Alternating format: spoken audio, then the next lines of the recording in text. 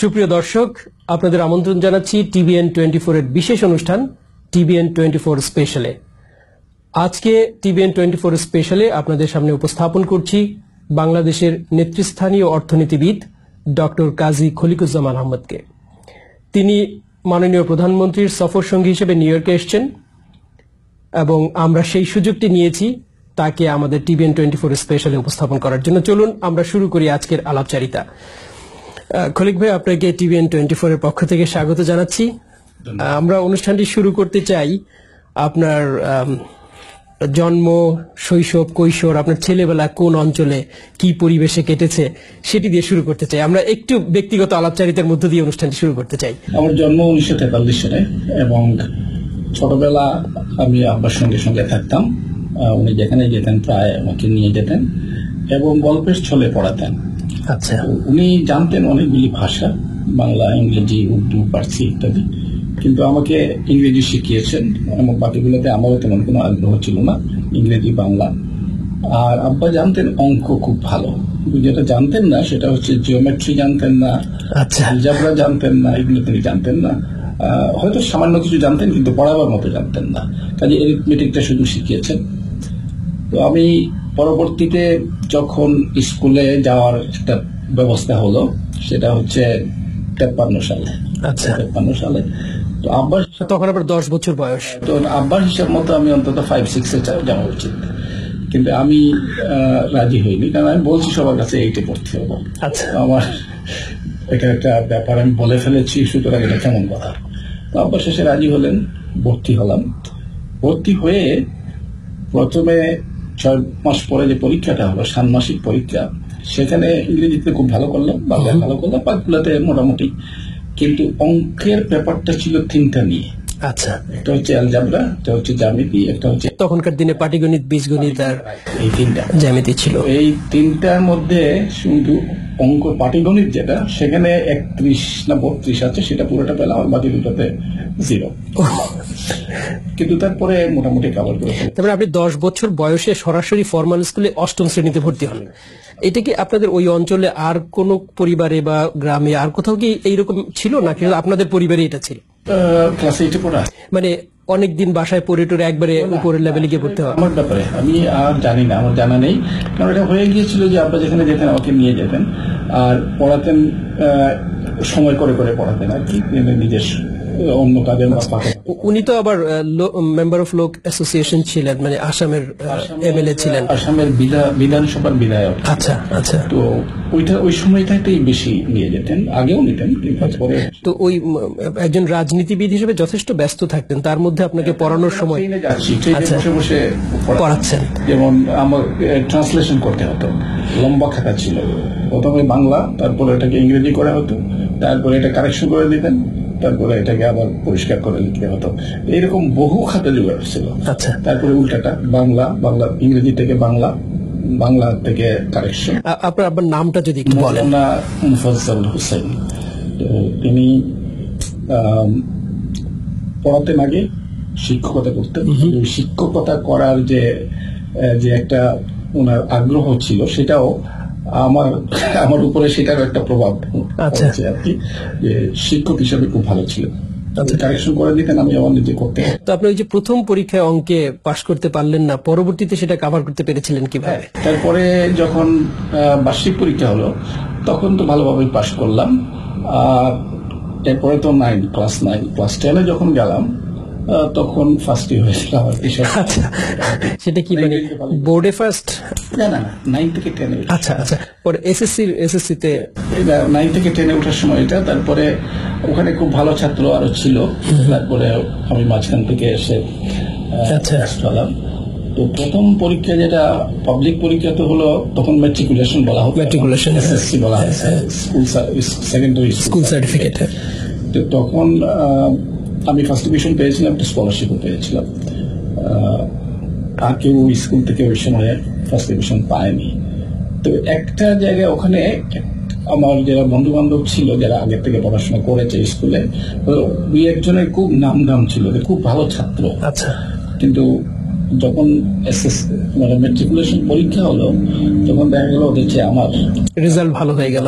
তারপরে আপনি কোন কলেজে পড়লেন? MC college. এমসি কলেজ শেষ করে ঢাকায় চলে আসেন। ঢাকা ইউনিভার্সিটিতে আপনি অর্থনীতিতে হ্যাঁ অনার্স মাস্টার্স করেন এবং অনার্স মাস্টার্সে তো আপনার ব্রিলিয়ান্ট রেজাল্ট হয়েছে। লন্ডনে গেলাম, যখন এলএসসি তে গেলেন, এলএসসি তে গিয়ে এমফিল এবং পিএইচডি করলেন। করলাম। সেটা আপনি পিএইচডি শেষ করেন কত সালে? ও পিএইচডি চলে এসেছিলাম একবার ওই যুদ্ধের সময় 70। আমি সেটাই আসলে জানতে চাচ্ছিলাম যে ওই সময়টা ইন্টারাপশন মানে একটু হয়েছে। চলে এসে আবার ফিরে গেলাম, ফিরে গিয়ে কয়েক মাসের মধ্যেই ডিগ্রিটা পেলাম 76-এ। আচ্ছা, এই যে ইন বিটুইন আপনি চলে আসলেন, এসে আমরা জানি যে আপনি প্রবাসী বাংলাদেশি সরকারের পরিকল্পনা সেল ছিল তখন, সেটার দায়িত্বে ছিলেন বোধহয়। দায়িত্বে না, চেয়ারম্যান ছিলেন মুজাফর আহমদ চৌধুরী, যিনি পরবর্তীতে ঢাকা বিশ্ববিদ্যালয়ের ভাইস চ্যান্সেলর হয়েছিলেন এবং সম্ভবত সরকারি কোন পদেও ছিলেন। আচ্ছা, তো তিনি ছিলেন সেটা চেয়ারম্যান। আমরা যারা বাকি ছিলাম, প্রফেসর মোশাররফ হোসেন ছিলেন, আমি ছিলাম, স্বদেশ বোস ছিল, আরো কয়েকজন মেম্বার ছিলেন আপনারা সবাই। হ্যাঁ, আমরা ওখানে কাজ করতাম।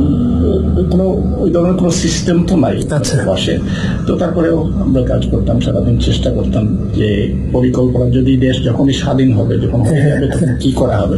এক একজনের এক এক ধরনের দায়িত্ব ছিল। আমি যেহেতু আগে পাটের উপরে গবেষণা করতাম, তো আমি সেখানে আমার নিজের ইচ্ছা প্রকাশ করলাম যে আমি পাট নীতি একটা তৈরি করি।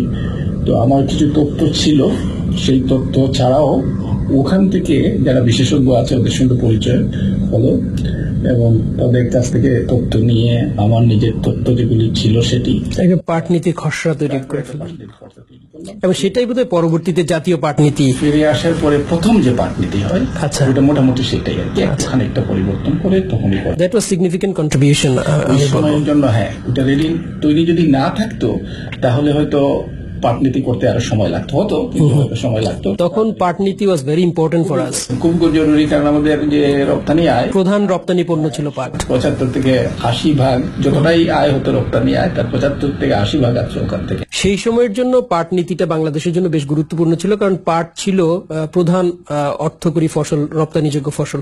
তো আপনি যে পাট নীতিটা ড্রাফট করলেন, সেখানে সিগনিফিকেন্ট উপাদান কি ছিল যেটা রপ্তানিকে বুস্ট আপ করতে পারে? একটা ব্যাপার হচ্ছে যে কিছু কিছু জিনিস আছে যে সরাসরি এক্সপোর্ট হয়, আর কিছু কিছু জিনিস আছে দেশে এটাকে আরো প্রসেস করার পরে হয়।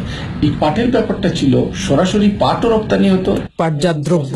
তো কাজে এখানে একটা সমস্যা আছে।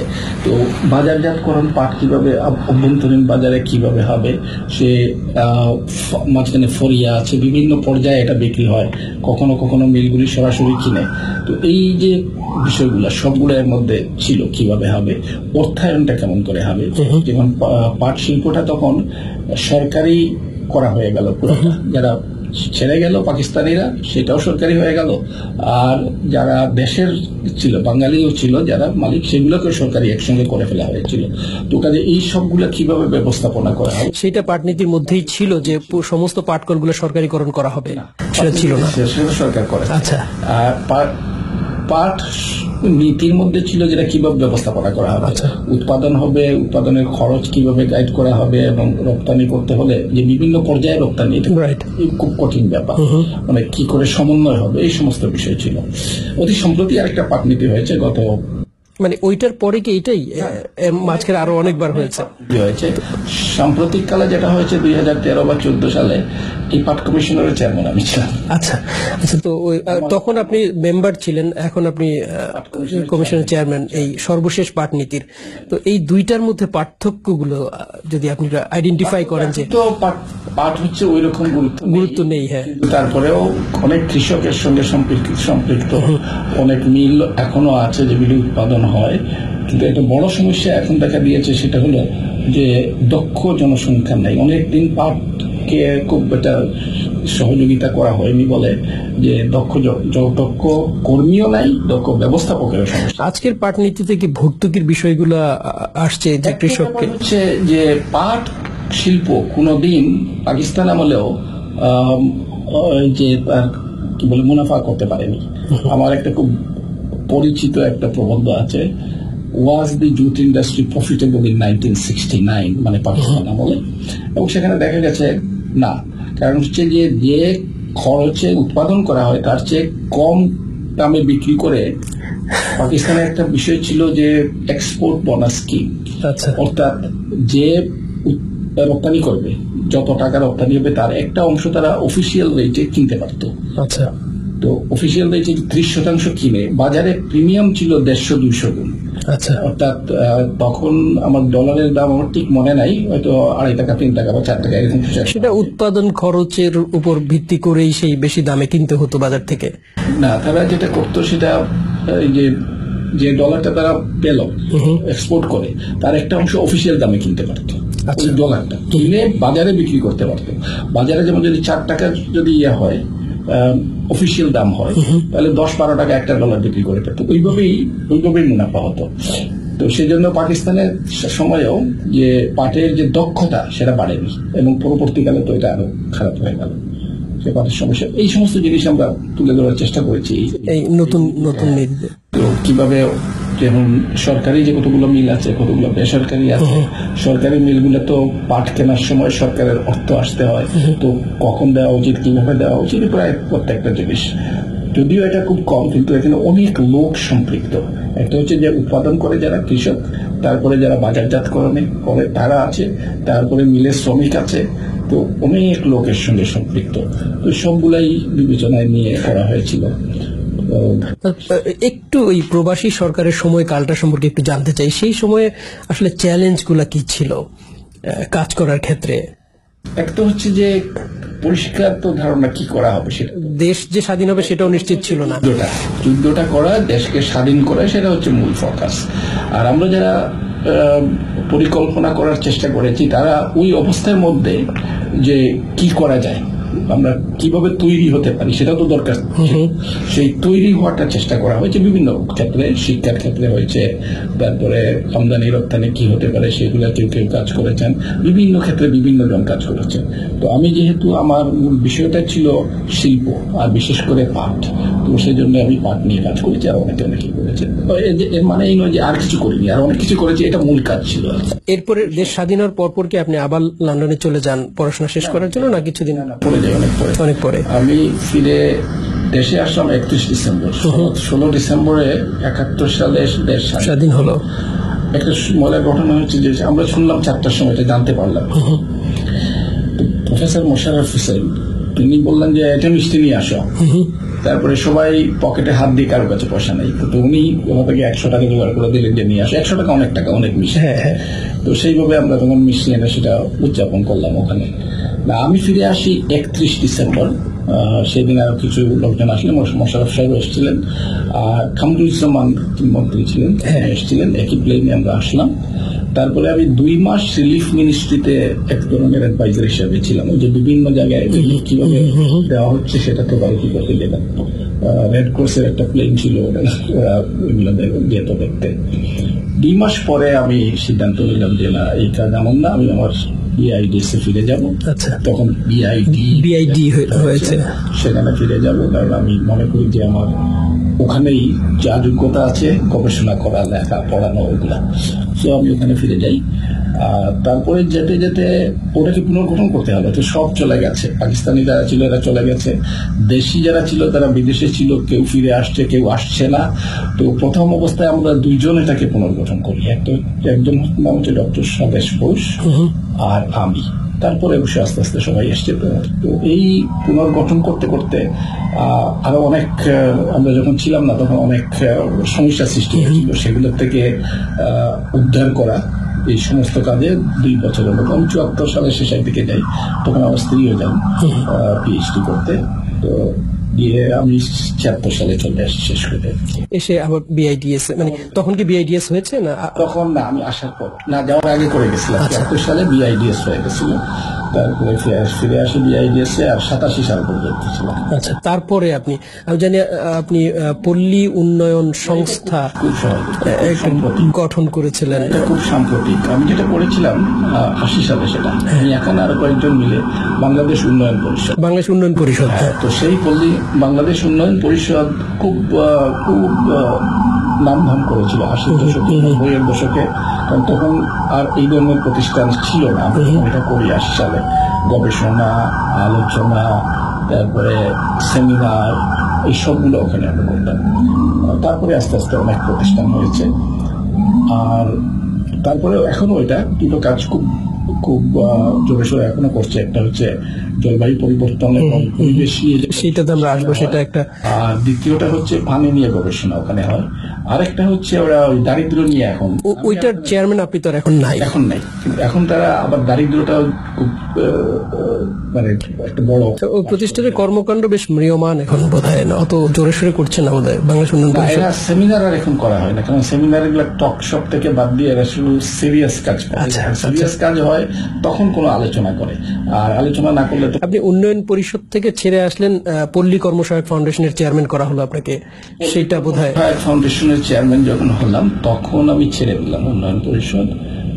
তখন না ছাড়লেও হতো, কিন্তু আমি ছেড়ে দিলাম যে দুইটার দায়িত্ব নিয়ে। দুইটা ছাড়াও যে এখানে কোনো ধরনের কোনো সমস্যা হতে পারে, তো আমি ছেড়ে দিলাম। পল্লী কর্মসহায়ক ফাউন্ডেশনের ম্যানেজমেন্টটা তো অনেকটা সর্ট অফ গভর্নমেন্ট। না, পল্লী কর্মসহায়ক ফাউন্ডেশন তো গভর্নমেন্ট, এটা হচ্ছে একটা ফাউন্ডেশন হিসেবে 1990 সালে সরকার প্রতিষ্ঠা করে, এবং এটা ব্যবস্থাপনা হচ্ছে আবার পাবলিক প্রাইভেট। সরকার 3 জন বোর্ড মেম্বার দেয়, চেয়ারম্যান এবং আরো 2 জন মেম্বার, আর ওই যে মেম্বারশিপ একটা আছে সেখান থেকে তারা নির্বাচন করে 3 জন, 6 জন, আর ম্যানেজিং ডিরেক্টর বোর্ড অ্যাপয়েন্টমেন্ট করে, কিন্তু ম্যানেজিং ডিরেক্টর এর মেম্বার এই 7 জন চলে। চেয়ারম্যান ও বোর্ড সরকার চেয়ারম্যান আরো 2 জন, ম্যানেজিং ডিরেক্টর বোর্ড করে নেয়। ম্যানেজিং ডিরেক্টর হচ্ছে সিইও, চিফ এক্সিকিউটিভ, এবং he is I mean paid. সবাই কি, অন্যরা সবাই কি টাকা পায়? বোর্ড কোনো টাকা পায়, বোর্ড কোনো টাকা পায়। চেয়ারম্যানের একটা অনারারিয়াম আছে, আচ্ছা, তারপরে সিটিং অ্যালাউন্স আছে, আমি কোনোটাই নেই না। একটা পুরো একটা অ্যাকাউন্ট করা হয়েছে যেখানে এটা রাখা হয়, এবং ওরাই সিদ্ধান্ত নেয় এগুলো দিয়ে অতি দরিদ্র যারা আছে তাদেরকে। পল্লী কর্মসহায়ক ফাউন্ডেশন আমরা যতদূর জানি যে ওরা ছোট ছোট এনজিও গুলাকে লো ইন্টারেস্ট রেটে ফান্ড দেয়, এবং তারা মাইক্রো ফাইন্যান্স মানে মাইক্রো ক্রেডিট, যেটা গ্রামের দরিদ্র জনগোষ্ঠীকে। ছোট না, ছোট বড় আছে, বড় আছে, হ্যাঁ, বড় ছোট। ভলিউমটা কত আমরা জানতে পারি এখন? আমাদের এই বছরের বাজেট হচ্ছে 3,500 কোটি।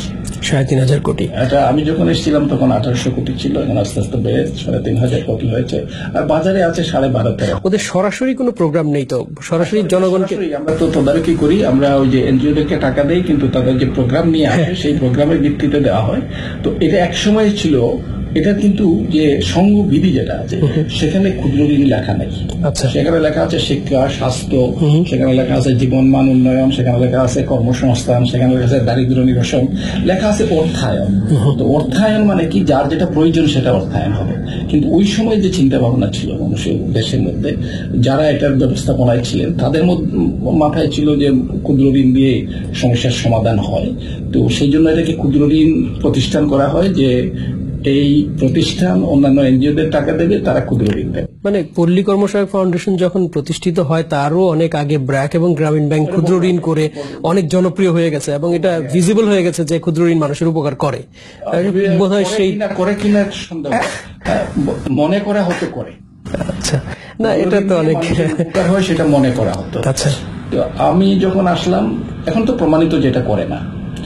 বাংলাদেশে 1980 সাল থেকে 2008 সাল পর্যন্ত একটা গবেষণা আছে, সেটা গবেষণা করেছে গ্লোবাল মাইক্রো ক্রেডিট ক্যাম্পেইন, সেটা ওয়াশিংটন বেস, তারাই করিয়েছে।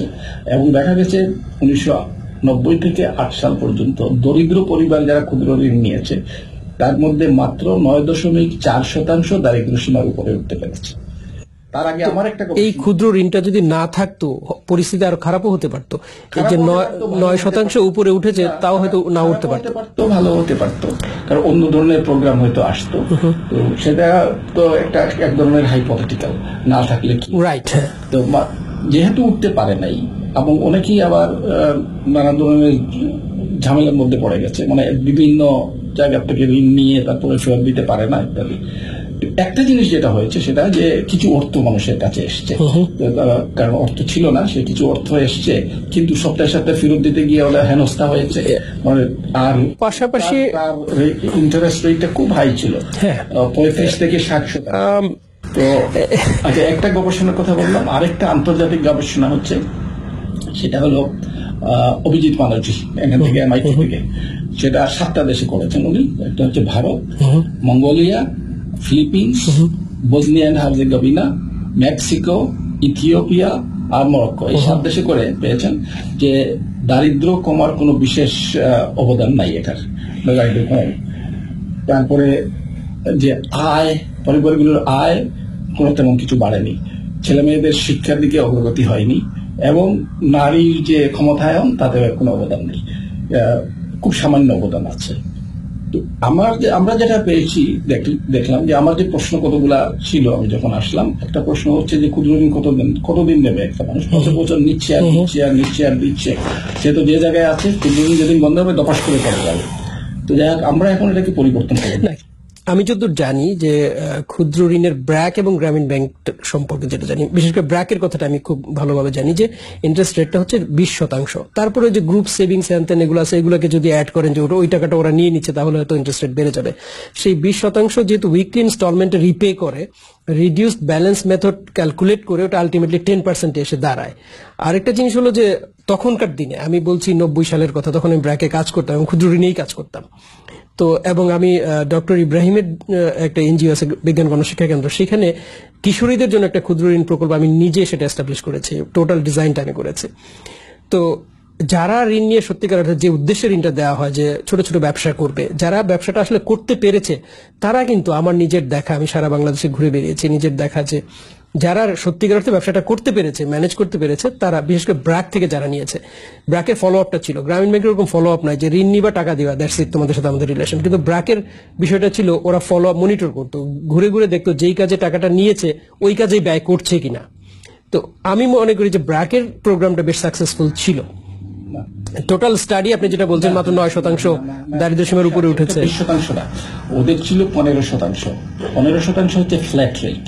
তার মানে যে একটা যে টাকা নেবে প্রথম দিন হিসাব করে নেওয়া হবে সারা বছর, যেমন এই টাকাটা যে নিয়েছে তার কাছে থেকে গেছে, এই হিসাব করে নেয়, কাজেই অটোমেটিক্যালি এটা ডাবল হয়ে যায়।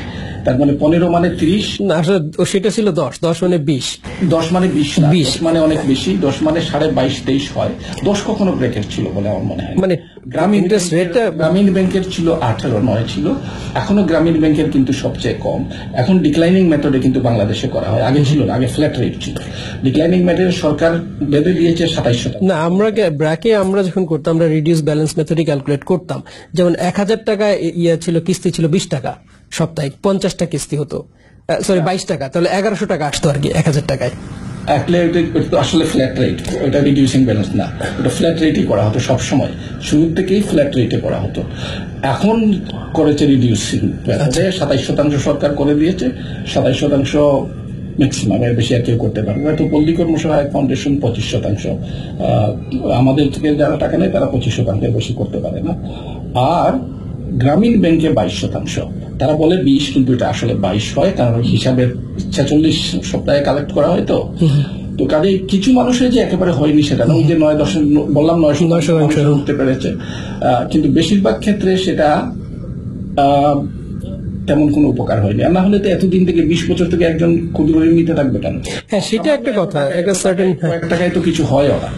এখন আমরা এটা পরিবর্তন করেছি, এখন হচ্ছে উপযুক্ত ঋণ, আমরা 10 লাখ টাকা পর্যন্ত দেই। পল্লী কর্মসহায়ক ফাউন্ডেশনের যে আমাদের যে সহযোগী সংস্থা আছে, তারা 10 লাখ পর্যন্ত একজনকে দেয়, দিতে পারে না, হ্যাঁ দিতে পারে, যদি ওই ধরনের প্রকল্প থাকে। আর যার যেটা প্রয়োজন। এটা কি যৌথ প্রকল্প না একজনকেই 10 লাখ টাকা? একজনকেই দেবে 10 লাখ টাকা, কোনো চিন্তা নেই। আমাদের এখন যে নীতিমালা আছে, আর যারা অতি দরিদ্র, রিটার্ন রেটটা কেমন বলছি, অতি দরিদ্র যারা, তাদের যেটা তারা ব্যবহার করতে পারবে, 10,000 15,000 যদি ব্যবহার করতে পারে, সেটা তাকে ওইটুকু দেওয়া হয়, যে যতটা ব্যবহার করতে পারবে, তার দক্ষতা আছে, ক্ষমতা আছে, সেই পরিমাণে। এই জন্য আমরা এখন বলি উপযুক্ত ঋণ, যার যতটা প্রয়োজন এবং যেটা ব্যবহার করতে পারবে সেইভাবে দেই না। ওই যে মুনাফার তো ব্যাপারটা নির্ভর করছে কোন বিষয়ে, যেমন যারা গরু পালন করে, গাভী পালন করে, গরু মোটা তাজা করে, তাদের কিন্তু অনেক বেশি মুনাফা হয়, কৃষিতে অনেক বেশি মুনাফা হয়। কিছু কিছু জায়গায় যেখানে উৎপাদনশীলতা তেমন নাই সেখানে তেমন হয় না, কিন্তু আমরা এখন উৎপাদনশীলতা যেখানে আছে সেখানেই বেশি অর্থ দেওয়ার চেষ্টা করছি। আমরা নতুন একটা প্রকল্প গ্রহণ করেছি, সেটা হচ্ছে সমৃদ্ধি, মানে প্রত্যেকটা পরিবারের যে সম্পদ আছে সেই সম্পদের সবকিছু ব্যবহার নিশ্চিত করা এবং তারপরে তার সম্পদ বাড়ানো, এটা হচ্ছে সমৃদ্ধি। এবং এখানে সবকিছু আছে, শিক্ষা থেকে শুরু করে শিক্ষা, স্বাস্থ্য, তারপরে অবকাঠামো, তারপরে জলবায়ু পরিবর্তনের অবিঘাত মোকাবেলা থেকে শুরু করে কোনো কিছু বাদ নাই। আমরা সবকিছুকে নিয়ে যে প্রকল্পটা করছি এবং এখানে আমরা 143টা ইউনিয়নে এটা বাস্তবায়িত হচ্ছে এবং এখানে দারিদ্র 5 বছরের থ্রু এনজিওস।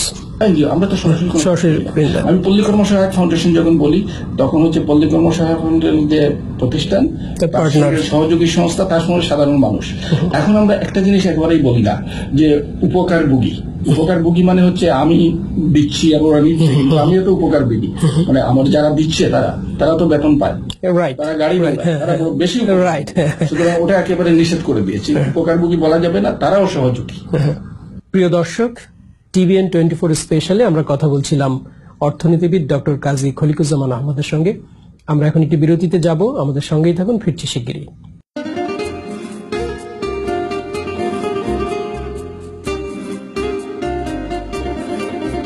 আল হক ফার্মেসি, ওজন পার্কের সবচেয়ে বড় ফার্মেসি ও departmental store. Health and beauty aid, herbal products আর প্রতিদিনের পণ্য সামগ্রী। ফার্মেসি সার্ভিসের পাশাপাশি আমাদের রয়েছে postal service, money transfer, Western Union, OTC, MTA ও DMV services, free diabetes, blood pressure checkup, eye screening corner এবং ফ্রি প্রেসক্রিপশন পিকআপ ও ডেলিভারি। আল হক এলাকার অন্যতম ডিএমই ও surgical equipment supplier. We accept all major credit cards. Al Haq, the most reliable and tested pharmacy. সকাল 9টা থেকে রাত 9টা, 7 দিনই খোলা। 75th Street, 101 Avenue, Ozone Park, New York. Phone 718-738-3333. যখন বাড়ির পাশে সব পাবো, জ্যাকসন হাইটস কেন যাব? ঠিক তাই, দেশীয় টাটকা শাকসবজি, তাজা মাছ, মাংস, ডিম, দুধ ছাড়াও প্রতিদিনের প্রয়োজনের সবকিছু নয়াবাজার সুপারমার্কেটেই পাই। নয়াবাজার সুপারমার্কেট, নিউ জার্সির প্যাটারসনে সুপ্রশস্ত টিপটপ পরিবেশে আমাদেরই দেশি এক বাজার। 139 Wayne avenue, Paterson, New Jersey. Telephone 973-942-NOYA। Noyabazar supermarket, everyday fresh.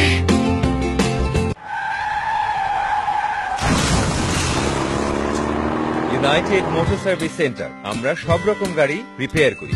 Transmission, special transmission, all car hit problems, all kinds of accidental body jobs, oil change, brake works, rack and pinion, time-bound guaranteed job, engine timing, all at a very competitive rate. New York State inspection সহ সব কাজের free estimate. Rain cap, yellow taxis, black car denting painting এ আমাদের রয়েছে বিশেষ মূল্য ছাড়। United motor service Center, Woodside ও লং আইল্যান্ড সিটিতে আমাদের রয়েছে 2টি শাখা। 5619 37th Avenue, Woodside. 718-255-1218. 3802 22nd Street, Long Island City. 718-472-4262। নতুন কেবল কাস্টমারদের জন্য বিশেষ অফার। 6 মাসের বিল পরিশোধে পাবেন $40 ফোন কার্ড, 1 বছরের বিল পরিশোধ করে পাবেন $100 ফোন কার্ড। আলিবাবা রেস্টুরেন্টে টোটাল কেবলের কাস্টমার হলে পাবেন 15% ডিসকাউন্ট। টোটাল কেবল পার্টনারশিপ মিউজিক্যাল কনসার্টে পাবেন 20 থেকে 25% ডিসকাউন্ট। টোটাল কেবলের কাস্টমার ট্রিপল এন থেকে যে কোনো কোর্সে ভর্তি হলে পাবেন 10% ডিসকাউন্ট। আসছে আরো নতুন চমক, নতুন অফার। চোখ রাখুন টিভিএন 24 এর পর্দায়।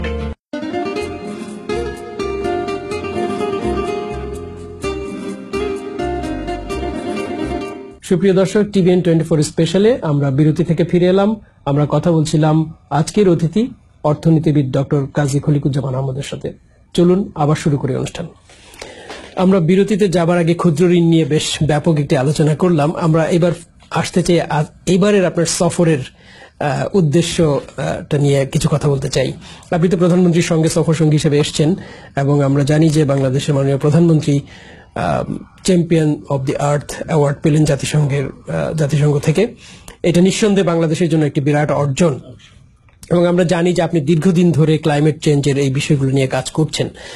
আপনার ক্লাইমেট চেঞ্জের উপর আপনার কর্মকাণ্ড এবং আজকের এই অর্জন এর পেছনে আপনার ভূমিকা, এটা একটু যদি খোলাসা করে আমাদের বলেন। প্রধানমন্ত্রী যে অ্যাওয়ার্ডটা পেয়েছেন সেটা হচ্ছে জাতিসংঘের সর্বোচ্চ অ্যাওয়ার্ড।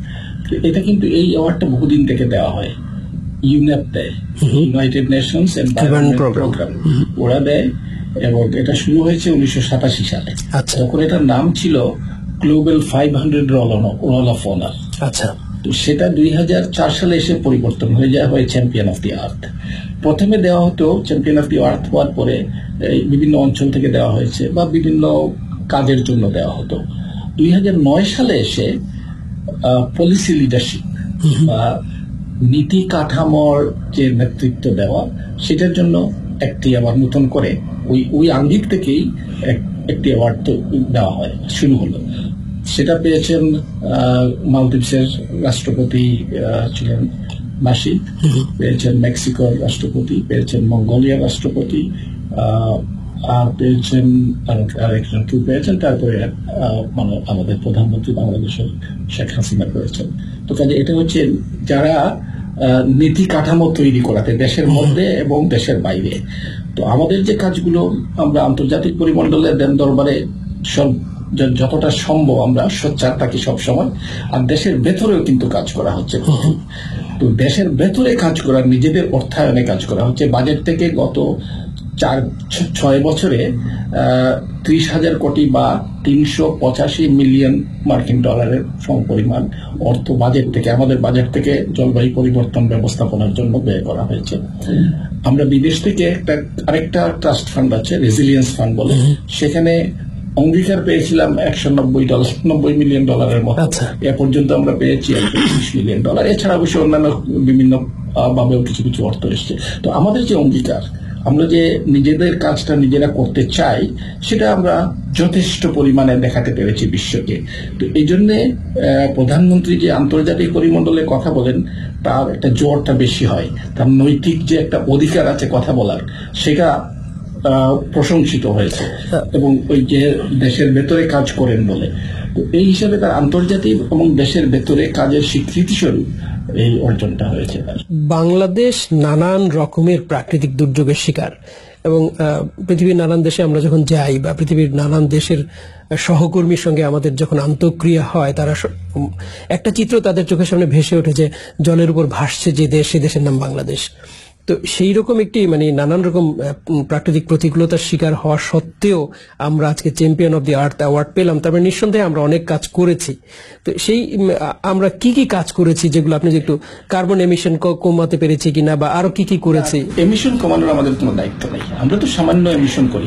আমরা 0.3 টন মাথা পিছু বছরে, যেটা আমরা উন্নত দেশগুলো এটা বেশি করে, অনেক অনেক বেশি। যেমন মার্কিন যুক্তরাষ্ট্র 17-18 টন বছরে মাথা পিছু করে। আর আমাদের স্বল্পোন্নত দেশে ওদের কোনো দায়িত্ব নাই সেটা কমানোর, সেটা বিষয় না। আমরা যে ভুক্তভোগী, যেহেতু জলবায়ু পরিবর্তনের জন্য দায়ী হচ্ছে উন্নত বিশ্ব, আমরা নই, কাজে আমরা হচ্ছে ভুক্তভোগী। সেই হিসেবে আমরা কিভাবে কোপ করছি, কিভাবে করছি, সেটা হচ্ছে, এটাকে অ্যাডাপ্টেশন ইংরেজিতে বলা হয়। আমরা বাংলা করেছি এটার অভিযোজন।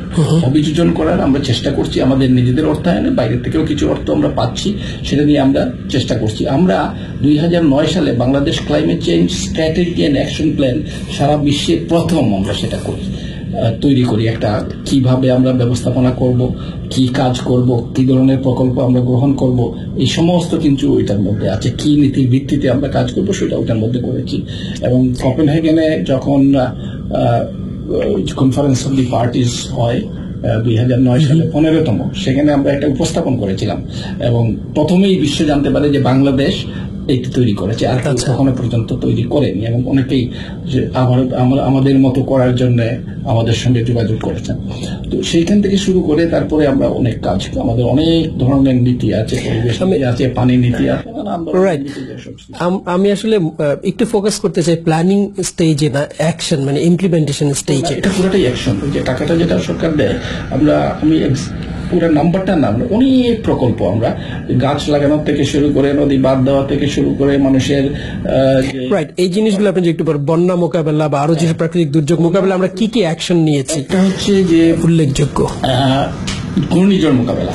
বাংলাদেশ পৃথিবীর মধ্যে নেতৃত্ব দেয়, কারণ আমাদের যে শেল্টার গুলো করা হয়েছে এবং 45,000 ভলান্টিয়ার আছে।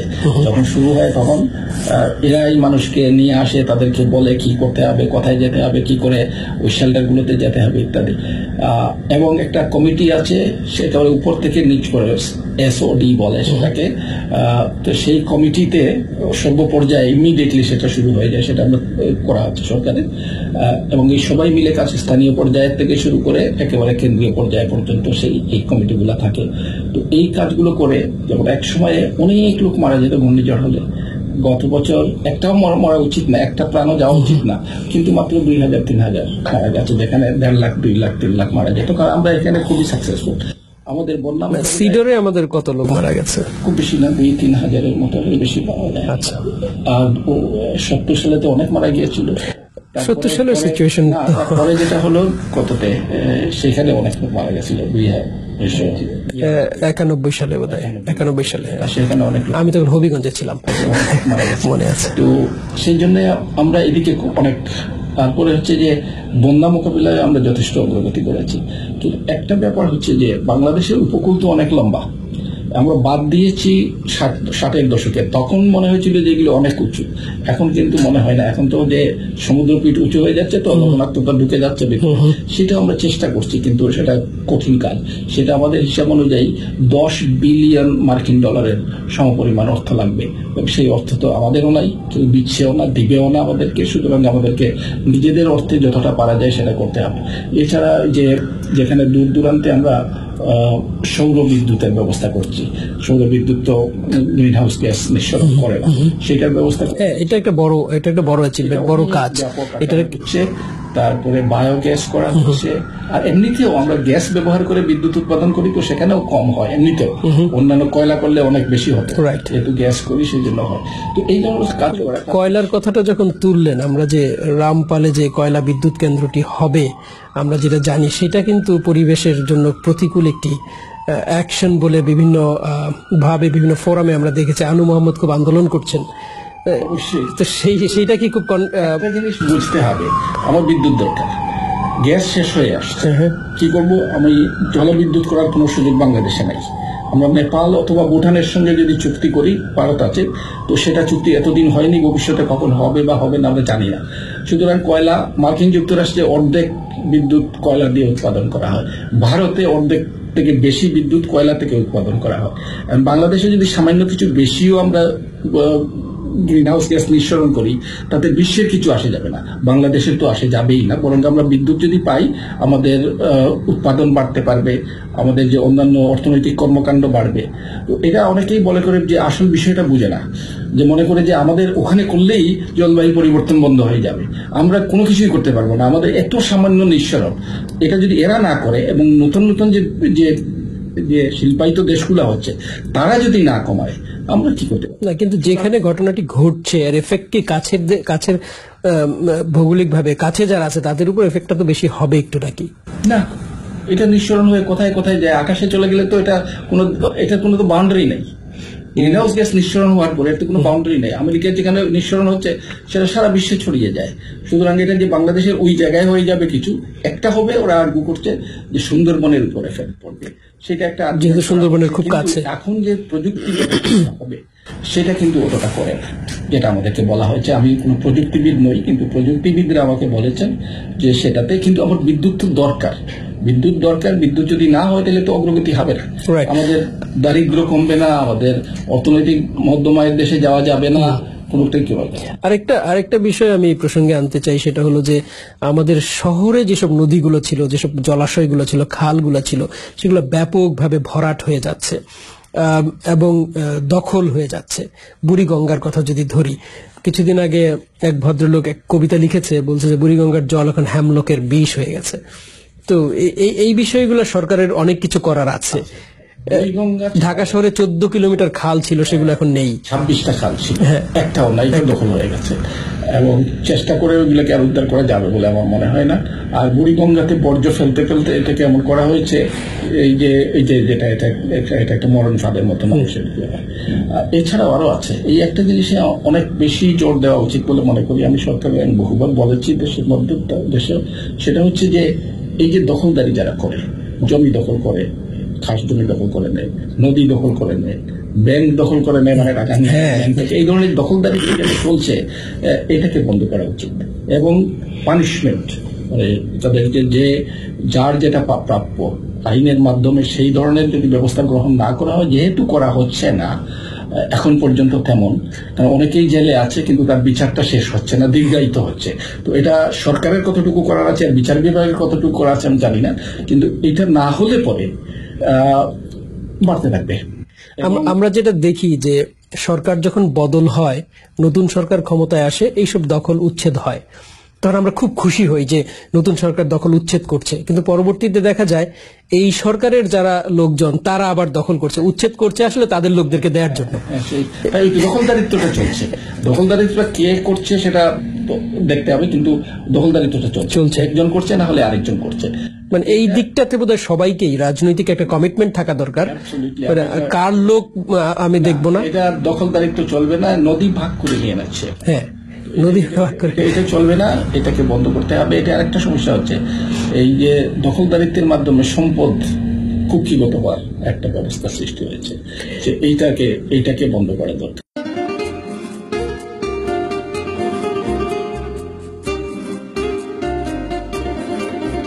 আল হক ফার্মেসি, ওজন পার্কের সবচেয়ে বড় ফার্মেসি ও ডিপার্টমেন্টাল স্টোর।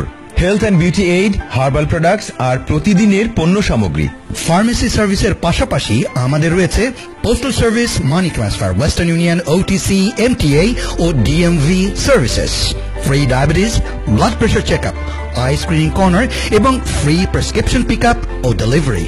আল হক এলাকার অন্যতম ডিএমই ও surgical equipment supplier. We accept all major credit cards. Al Haq, the most reliable and tested pharmacy. সকাল 9টা থেকে রাত 9টা, 7 দিনই খোলা। 75th Street, 101 Avenue, Ozone Park, New York. Phone 718-738-3333. আপনি কি আপনার দাঁতের যত্নে সচেতন?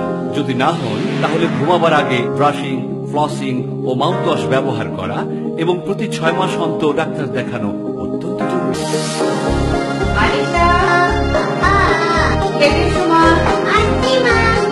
মনে রাখবেন, ঘুমোতে যাবার আগে ব্রাশিং, ফ্লসিং, মাউথওয়াশ এবং প্রতি 6 মাস অন্তর নিয়মিত আপনার ডেন্টিস্টের পরামর্শ নেওয়া একান্ত জরুরি। সুন্দর হাসি আপনার সৌন্দর্য বাড়িয়ে দেয়। ধন্যবাদ dental care. Alibaba restaurant and party hall, fresh meadows. Afghan ও মেডিটেরেনিয়ান কুইজিন নিয়ে এখন বাঙালি ব্যবস্থাপনা। 30 থেকে 250 জন গেস্টের জন্য খাবারের আয়োজন আছে আমাদের। Birthday party, PA, corporate events, car fundraising. You name it, we arrange them all. 15% discount for total cable customers. Alibaba Restaurant and Party Hall, 18310 Horace Harding Expressway, Fresh Meadows, New York. This is an announcement for all customers on the delayed flight BA2058. We offer all customers some refreshments while you wait for the flight.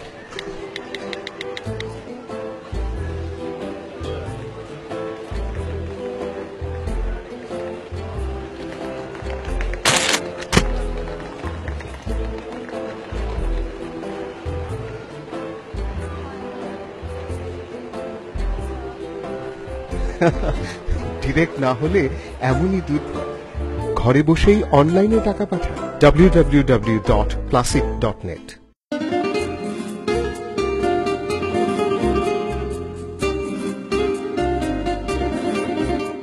কার্যত বাংলাদেশে এখন কোনো বিরোধী দল নেই, এটি গণতন্ত্রের জন্য বেশ অস্বাস্থ্যকর।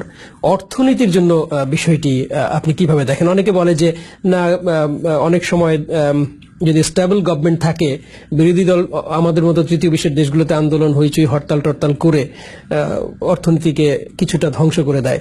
তো এখন যে স্টেবল গভর্নমেন্ট থাকে, বিরোধী দল থাকুক বা না থাকুক কোনো অসুবিধা নাই, অর্থনীতির জন্য এটা সহায়ক। আপনি একজন অর্থনীতিবিদ হিসেবে এটা কিভাবে দেখেন? আমাদের সংবিধানে আছে 4টা স্তম্ভ। একটা হচ্ছে বাঙালি জাতীয়তাবাদ, একটা হচ্ছে ন্যায় বিচার, অর্থনৈতিক সামাজিক ন্যায় বিচার, একটা হচ্ছে অসাম্প্রদায়িকতা, আর একটা হচ্ছে গণতন্ত্র। রাইট। তো গণতন্ত্র মানে তো বহু দল থাকবে, সেখানে কাজ করবে। তো মাঝে মাঝে বাংলাদেশে অতীতেও হয়েছে, একসময় তো সামরিক শাসন বহুদিন ছিল। তো আমরা আশা করি যে এই আলোচনাটা কখনো না কোনো এক সময়ে শুরু হবে, এবং যে বিভিন্ন দল থাকবে, যখন নির্বাচন আসবে তখন বিভিন্ন দল একসঙ্গে নির্বাচন করবে, যারা জিতে আসবে, যারা দিয়ে আসবে, মানুষ যারা চায়। এইটা যারা দুটা আর্গুমেন্ট আছে, একটা হচ্ছে যে কোন কোন দেশে এটা ঘটেছে, সাউথ কোরিয়াতে ঘটেছে, যেখানে কোনো বিরোধী দল ছিল না, সেটা অনেক উন্নতি হয়ে গেছে। কিন্তু এটা সব জায়গার জন্য আমার মনে হয় না ঠিক বলে। আর আমাদের সংবিধানেতেও আছে গণতন্ত্র থাকতে হবে। সুতরাং আমি আশা করছি যে আস্তে আস্তে সে আমরা আবার বহুদলীয় যে নির্বাচন সেটা দেখতে পাবো। আচ্ছা, আপনাকে অনেক ধন্যবাদ। আমরা প্রবাসীদের কিছু বিষয় নিয়ে আমরা একটু কথা বলতে চাই। বাংলাদেশ থেকে প্রবাসীরা যারা সারা বিশ্বে প্রায় 1 কোটি প্রবাসী আছে, তারা বাংলাদেশে রেমিটেন্স পাঠাচ্ছে এবং কখনো কখনো যদি সেই রেমিটেন্স তারা নানানভাবে ইনভেস্ট করে, কেউ ব্যবসা বাণিজ্যে ইনভেস্ট করে, বেশিরভাগই আত্মীয় স্বজন বা দেশে যারা আছে পরিবার পরিজন, কারো স্পাউস আছে, সন্তানরা আছে, কারো বাবা মা আছে, তারা টাকা পাঠায় খরচ করার জন্য। আবার কেউ কেউ বাড়তি টাকা পাঠায়, কেউ একটা ফ্ল্যাট কেনে, জমি কেনে, এইসব খাতে ইনভেস্ট করে।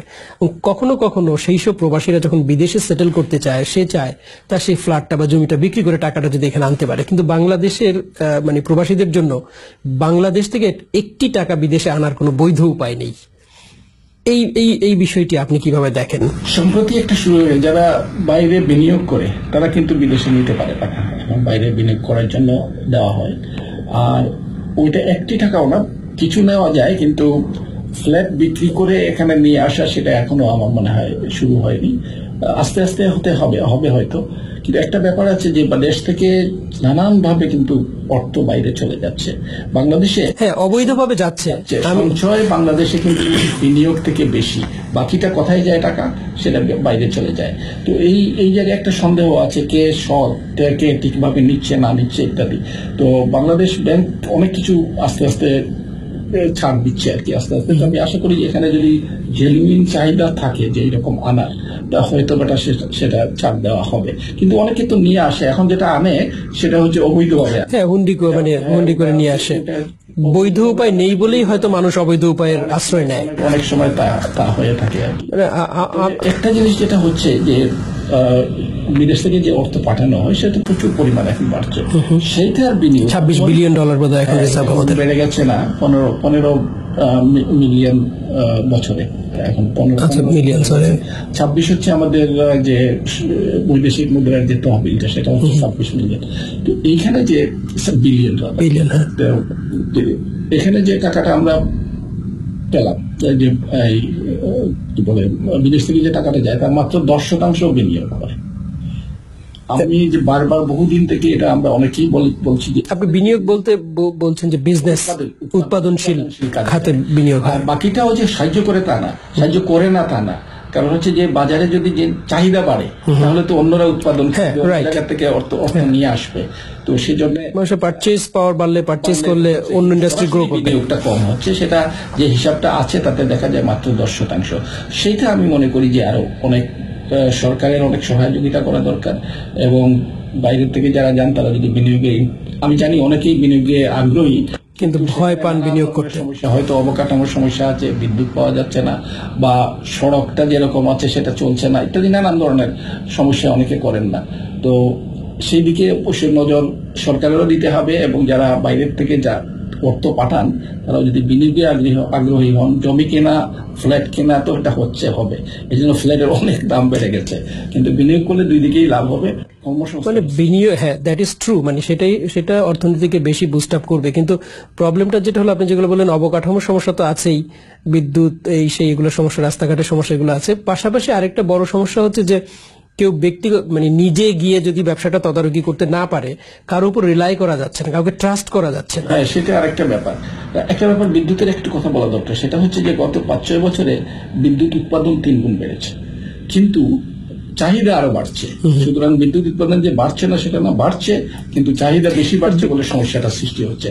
হ্যাঁ, এটা হচ্ছে যে রিলাই করাটা ব্যাপার হচ্ছে আমাদের চারিত্রিক সমস্যা, মানে ভাই ভাইকে ঠকাচ্ছে বা অন্য কে কাকে ঠকাচ্ছে সেটা তো। আর সিস্টেম মানে ন্যায় বিচার তো পাওয়া যাচ্ছে না। সিস্টেম ছাড়াও যদি ন্যায় বিচার পাওয়া যেত তাহলে তো ঠকানোর প্রবণতাটা কমে যেত। ঠিক আছে, সেটাই তো আমরা বললাম যে বিচারহীনতার নৈতিকতার ব্যাপারটা আছে, বিচারহীনতার একটা ব্যাপার আছে। তো সেটা আরো মানে অনৈতিক কাজে মানুষকে উৎসাহিত করে, রাইট? বিচার যদি না হয়, আপনি দেখবেন ওয়েস্টার্ন ওয়ার্ল্ডে আমরা যখন ড্রাইভ করি রেড লাইটে, আপনি দেখবেন যে ওয়েস্টার্ন ওয়ার্ল্ডে আমরা যখন ড্রাইভ করি রেড লাইটে সবাই থেমে যায়, কেউ রেড লাইট ক্রস করে না। কেন করে না? করলেই $50 জরিমানা। যদি জরিমানাটা না থাকতো এখানকার লোকরা কি অত সভ্য? ইউরোপের লোকরা, আমেরিকার লোকরা কি এমনি এমনি সভ্য হয়েছে? আইন আছে, আইনের প্রয়োগ আছে, সেই জন্য তারা সভ্য। আমাদের দেশে যদি আইন এবং আইনের প্রয়োগ থাকতো, আমার প্রতি কেউ যদি অন্যায় করে, আমি যদি কোর্টে গিয়ে, আমি যদি প্রপার থানায় গিয়ে প্রপার বিচারটা পেতাম, তাহলে তো ওই লোকটি দ্বিতীয়বার অন্যায়টা করতো না। বিচার পাওয়া যাচ্ছে না।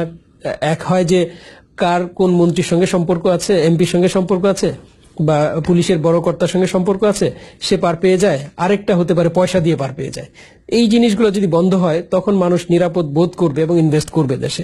সেটা একটা বড় অন্তরায় মনে করে। আমি আমার অনেক বন্ধু বান্ধবের সঙ্গে কথা বলেছি, তারা বলে যে ঠিক আছে ওই সমস্যাগুলো তো আমরা জানি, কয় ঘন্টা বিদ্যুৎ থাকে না, রাস্তাঘাটে এসে, কিন্তু আমি যে ইনভেস্ট করব, মাস্তানরা এসে চাঁদাবাজি করবে, আমার কারখানা বন্ধ করে দেবে টাকা না দিলে, কনস্ট্রাকশন করতে গেলেই তখন এসে চাঁদা দাবি করে যে এইখানে কারখানা করতে হলে এত টাকা অমুককে দিতে হবে, অমুক ভাইকে দিতে হবে। এই জিনিসগুলো তো সরকার সদিচ্ছা থাকলে এগুলো বন্ধ করা সম্ভব। আমি জানি এগুলো অবশ্যই বন্ধ করা দরকার। এগুলো যদি বন্ধ না হয় তাহলে দীর্ঘমেয়াদে আমরা যেখানে যেতে চাচ্ছি সেখানে যেতে পারবো না, সেখানে যাওয়াটা কঠিন হবে। আর মানুষের দক্ষতা আরো বেড়ে যাবে যদি এই ধরনের প্রতিবন্ধকতাগুলো জানা থাকে। একজন যদি এক অফিস থেকে আরেক অফিস থেকে আরেক অফিসে গিয়ে তার এনার্জি নষ্ট করে, তার কাজটা করার জন্য হচ্ছে না, তাহলে সে যে কাজ করবে সেই কাজে যে তার মনোযোগ দেওয়া সেটা তো সম্ভব হয় না। তো ফলে হ্যাঁ, এখানে আমাদের একটা চারিত্রিক সমস্যা আছে। এটা এখন যারা বড় হয়ে গেছে, মানে বয়স্ক মানুষ, এদের খুব একটা পরিবর্তন হবে বলে আমার মনে হয়। আমরা তরুণ প্রজন্মের উপরে আশাবাদী, কারণ আমি এই তরুণ প্রজন্মকে প্রচুর কাজ করি যে ভবিষ্যতে যাতে নতুন যারা আসবে তারা যেন একটু ভালো মানুষ হয়, ভালো চরিত্রের মানুষ হয় এবং অন্যদেরকে ঠেলে দিয়ে নিজে এগিয়ে যেতে না চায়, মানে প্রতিযোগিতা করে যাবে কিন্তু অন্যকে ঠেলে যাবে। আমার একদম শেষ প্রশ্ন একটি, সংক্ষেপে যদি আপনি উত্তর দেন। আমরা যখন একটি দেশের সমৃদ্ধি, একটা অজানা একটা দেশ, এই দেশের অর্থনৈতিক অবস্থা কেমন জানার চেষ্টা করি, আমরা প্রথমেই জানতে চাই যে জিডিপির গ্রোথ রেটটা কেমন, পার ক্যাপিটা ইনকাম কেমন। তো এই ইন্ডিকেটরগুলো কি যথেষ্ট একটা দেশের মানুষ সুখে আছে, ভালো আছে, মানে অর্থনৈতিকভাবে শান্তিতে আছে, এটা বোঝার জন্য, না আরো কোনো সোশ্যাল ইন্ডিকেটর ইম্পর্টেন্ট? না, এটা মোটেই যথেষ্ট নয়। এখন মোটামুটি আমরা সারা বিশ্বে, বাংলাদেশে তো বটেই, সারা বিশ্বে আমরা এটা একমত, প্রায় অর্থনীতিবিদরা প্রায় সব জায়গায় একমত যে এটা দিয়ে প্রাথমিক অবস্থাটা বোঝা যায়। কিন্তু অন্যগুলো দেখতে হবে যে বিভিন্ন আঙ্গিক থেকে, যেটা কিন্তু মাল্টি ডাইমেনশনাল পভার্টি। এখন কিন্তু ওই যে আমরা যে টেকসই উন্নয়ন লক্ষ্যগুলো ঠিক করলাম, তার মধ্যে দারিদ্র যেখানে প্রথম 1 নম্বরটা হচ্ছে দারিদ্র দূর করতে হবে, সেখানে বলা আছে, এবার যেটা করলেন 17টা হয়েছে, সেখানে বলা আছে যে আমরা বিভিন্ন আঙ্গিক থেকে দারিদ্র মাপতে হবে। অর্থাৎ তার যে বিভিন্ন মাত্রা, বিভিন্ন দিক রয়েছে, যেমন শিক্ষার একটা দিক আছে, স্বাস্থ্যের একটা দিক আছে, চলাফেরার একটা দিক আছে, মানুষের সঙ্গে একসঙ্গে মিলে কাজ করার একটা দিক আছে, আলাদা কাজ করার নানান দিক আছে, সব দিক থেকে মাপতে হবে। এবং বাংলাদেশ ইতিমধ্যেই এই মাপটা শুরু করেছে, কিন্তু এটা সময় লাগবে।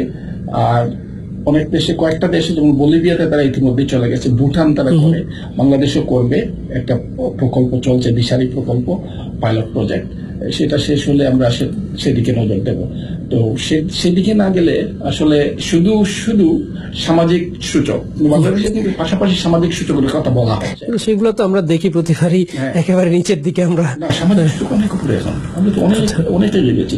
আমরা ওই যে মধ্যমায়ের দেশে যাওয়ার জন্য 2টো সূচক দরকার হয়, একটা হচ্ছে অর্থনৈতিক ঝুঁকি, আরেকটা হচ্ছে মানব সক্ষমতা। অর্থনৈতিক ঝুঁকিটা কিন্তু আমরা ইতিমধ্যেই অর্জন করে ফেলেছি, যেটা অর্জন করা দরকার, আর আমরা ঝুঁকির মধ্যে নাই। মানে এটা হচ্ছে 100 থেকে 100 মধ্যে মাপ করা হয়, 32 বা তার কম হলে আমরা 25-এ নেমে এসেছি।